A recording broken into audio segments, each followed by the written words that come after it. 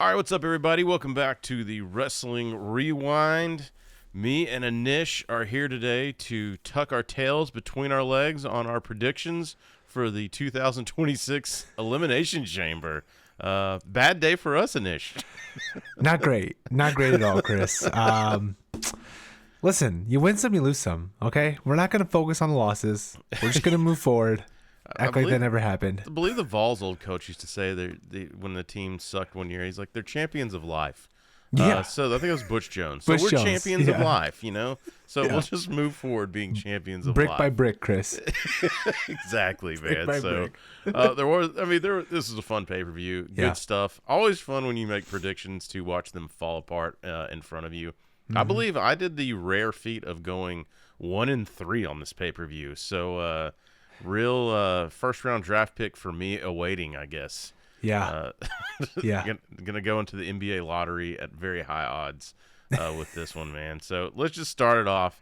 They opened the show with the Women's Elimination Chamber, and this was Rhea Ripley defeating Tiffany Stratton, Alexa Bliss, Asuka, Kiana James, and Raquel Rodriguez. There is a caveat on this, and you did say this when we were texting watching this, is like maybe don't do crazy shit on SmackDown that we can't put forth when we're recording Friday morning. Yeah. So what happened on SmackDown that would have changed our opinions? So I booked this match thinking that Rhea Ripley and Io Sky were still going to be tag team champions. And of course, the night we record, or right after we record, SmackDown airs, and they lose the tag titles to Lash Legend and Nia Jax. And of course, that probably would have changed my booking a little bit. I mean, you called it still, even with not knowing that information. You said Rhea Ripley would probably be, the heavy favorite there. So I think I ended up settling on Tiffany Stratton though. So, but I probably talked you into that. That's my bad. But that's okay. I was doing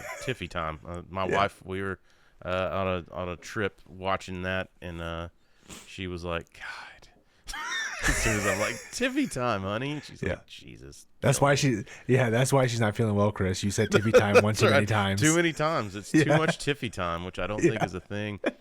So this sets up what we did talk about is Rhea Ripley versus Jade Cargill, which this is a heavyweight bout. We're gonna do an episode after this, Booking Mania, so I don't want to get too much into that, but that could potentially cause some problems. Yeah. Listen, it's looking back at it, it is the money match. It's the most money match they could have made coming out of Elimination Chamber. Apparently there's some real life heat between the two. With some things that Jade said online, things like that. Yeah. So we'll see how that all plays out. We'll see if they actually dig into that, going into this feud. But yeah, I mean, we'll see. It's two heavyweights. I think it'll be good.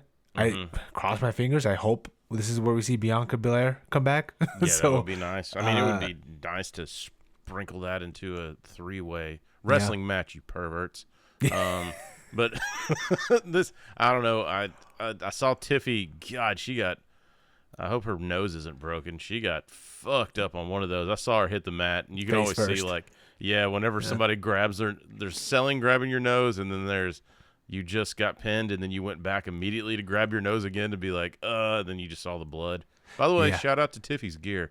Awesome gear for Tiffy. Yeah, great change of pace too. Yeah, I like it. Like, I feel like she's starting to, like we talked about, maybe get a little another gear on that Tiffy time gimmick. Get more vicious or whatever. So, we swing and a miss for us on that one. So, but banger of a match, dude. Great match. I think this one was probably better than the men's match. I think so too. And it was a kind of a surprise finish. I think a lot of people thought Tiffy was going over. I forgot to check the odds last time, so just someone remind me in the Wrestling Rewind universe to always check the betting odds when we're done. But to compare our picks to what the smart books say. So, man, it again, great match. If you haven't watched this, go back and watch it. They did an amazing job in this, great pacing, and a good finish, good believable finish with Rhea Ripley going on. This to continue me in my 0 for 2 after this next match, AJ Lee defeats Becky Lynch by submission for the Intercontinental title. What do you think, man? I think. I mean, I think I called this one. I think I said You AJ did. Lee would win this one, and then I think we're gonna get a run back at WrestleMania. I mean, it's again just like Jade and Rhea. I think Becky and AJ Lee. It's a money match. You're gonna get a good feud out of it. Let me ask you this: did this come off flat to you? It did come out flat. Okay. And I think also, so I have one gripe. Okay. Was it just me or did the crowd seem kind of dead They did. this whole pay-per-view outside They of the did. ending of the men's chamber Yes. and CM Punk's entrance? It just felt dead. And I think that did not do these matches any favor. No, and I think that I'm probably gonna get in trouble saying this. I think we look back on AJ Lee with some rose-colored glasses, because how much she was above and beyond everyone, more or less at that time. At that time, yeah. And now when she, she's good. Obviously, again, like we said before, everyone in WWE, you're good if you're in there, but it seems a little slow when she's in there sometimes, and maybe that's a little bit of the rust coming off. I don't know.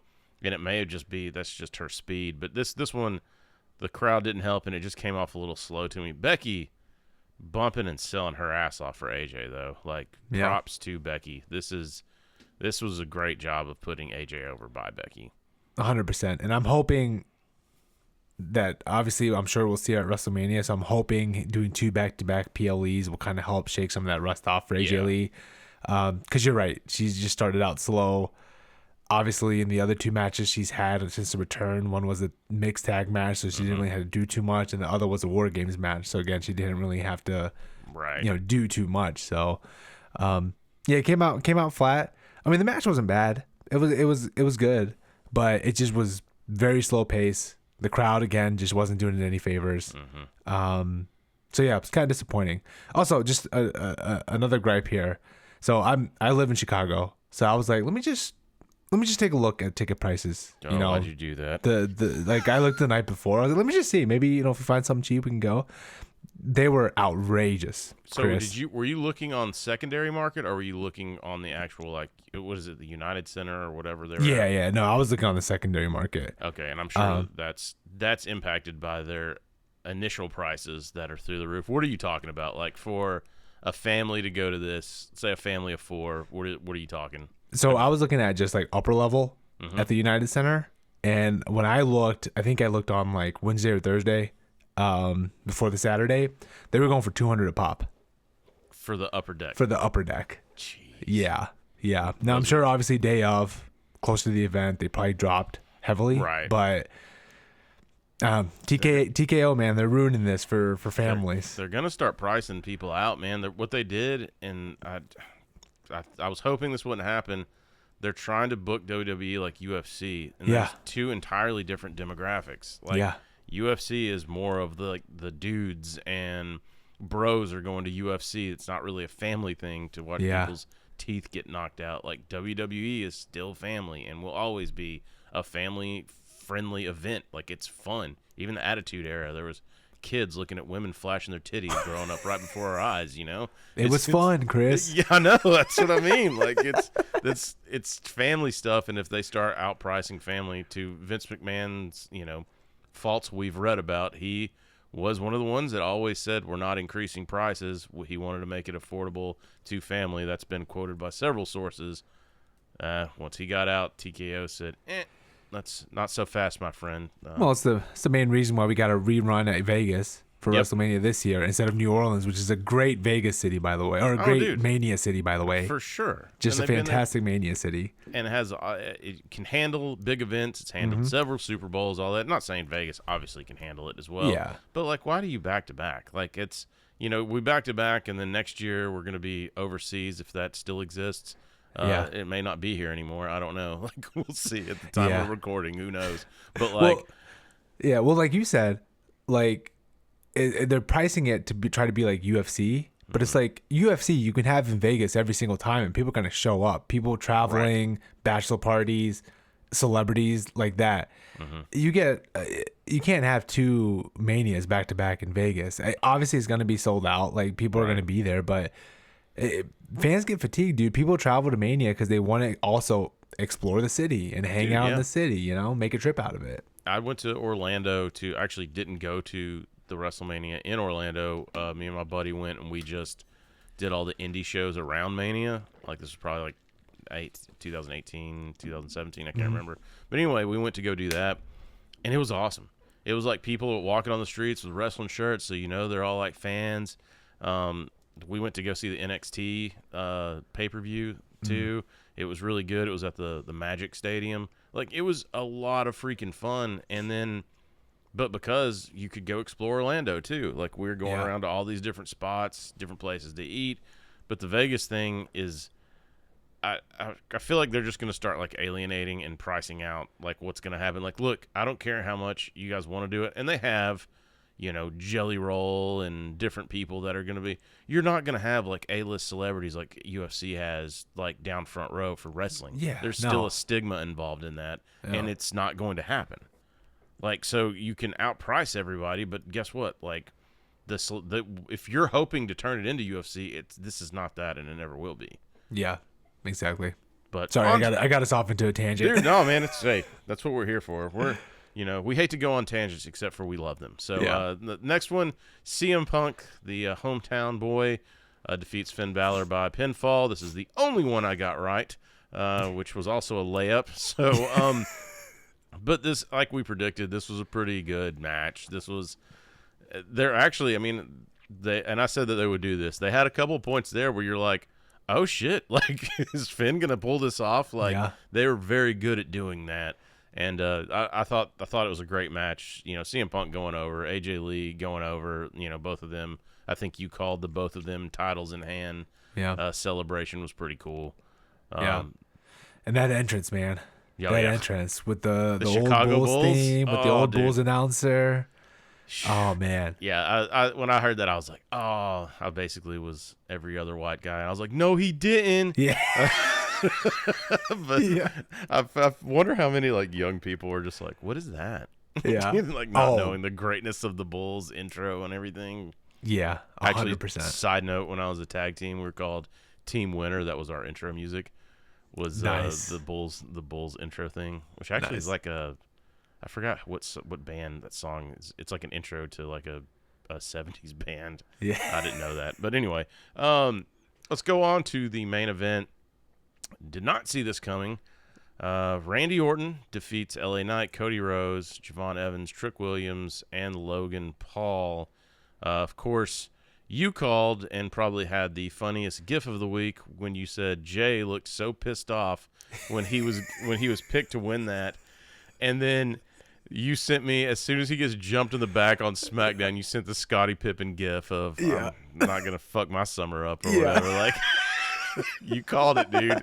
He was not gonna fuck his summer up, which was this weekend. So that was funny as shit. Javon Evans didn't do anything crazy, which probably good, except for that bump he took on Logan's finish. Yeah. Jesus.